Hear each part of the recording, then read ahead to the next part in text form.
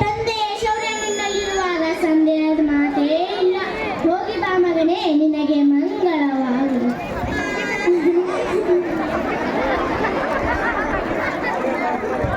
ಉತ್ತರೆಯ ಪ್ರವೇಶ.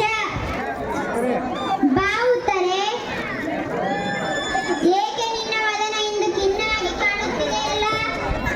ರಾಧಾಕಾಂತ, ನೀವು ಯುದ್ಧ ರಂಗಕ್ಕೆ ಹೋಗುವ ವಿಷಯ ತಿಳಿಯಿತು, ಅದಕ್ಕಾಗಿಯೇ ಈ ರೀತಿಯ ಖಿನ್ನತೆ.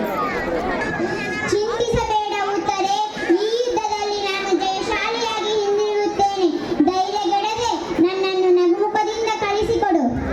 ಆಗಲಿ, ಜಯವಿರುವ ತನಕ ಭಯವೇಕೆ? ಯುದ್ಧ ಕ್ಷತ್ರಿಯರ ಧರ್ಮ. ಹೋಗಿ ಬನ್ನಿ, ಆ ಪರಮಾತ್ಮ ನಿಮಗೆ ಒಳಿತು ಮಾಡಲಿ.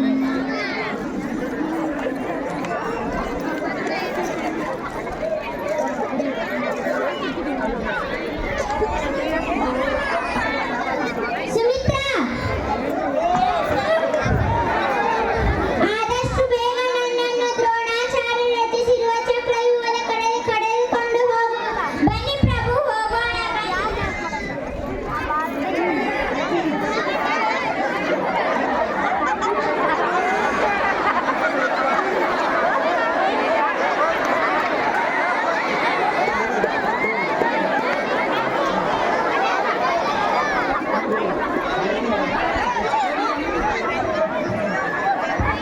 ದುರ್ಯೋಧನ,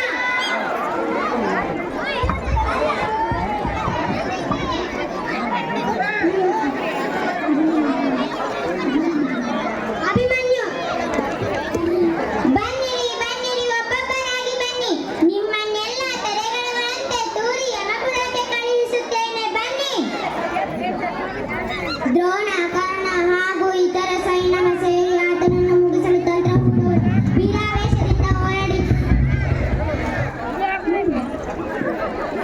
ಕೌರವರು ಹಿಂದಿನಿಂದ ಬಂದು ಅಭಿಮನ್ಯುವನ ಕೈಗಳನ್ನು ಕತ್ತರಿಸುವರು.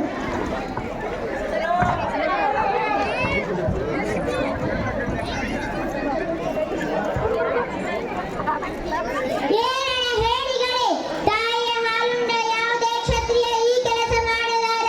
ವೀರಾವೇಶದಿಂದ ಹೋರಾಡಿ ಎದುರಿಸಿ ಸತ್ತು ಸ್ವರ್ಗವನ್ನು ಸೇರುವುದನ್ನು ಬಿಟ್ಟು ನರಕದ ದಾರಿ ಹಿಡಿಯುತ್ತೀರಾ?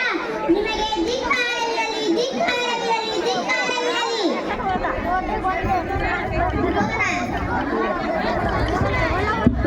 ಸೈಂಧವರಾಜ, ಬಿಡಬೇಡ ಹೊರೆ. ಕರ್ಣ, ಜಯದ್ರಥ, ನೀವೆಲ್ಲರೂ ಅವನ ಮೇಲೆ ಒಟ್ಟಾಗಿ ಬೀಳಿರಿ.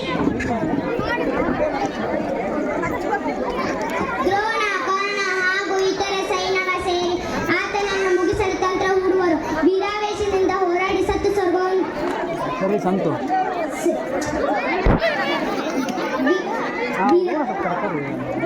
ವೀರಾವೇಶದಿಂದ ಹೋರಾಡುತ್ತಿರುವಾಗ ಕೌರವರು ಹಿಂದಿನಿಂದ ಬಂದು ಅಭಿಮನ್ಯುವನ ಕೈಗಳನ್ನು ಕತ್ತರಿಸುವರು.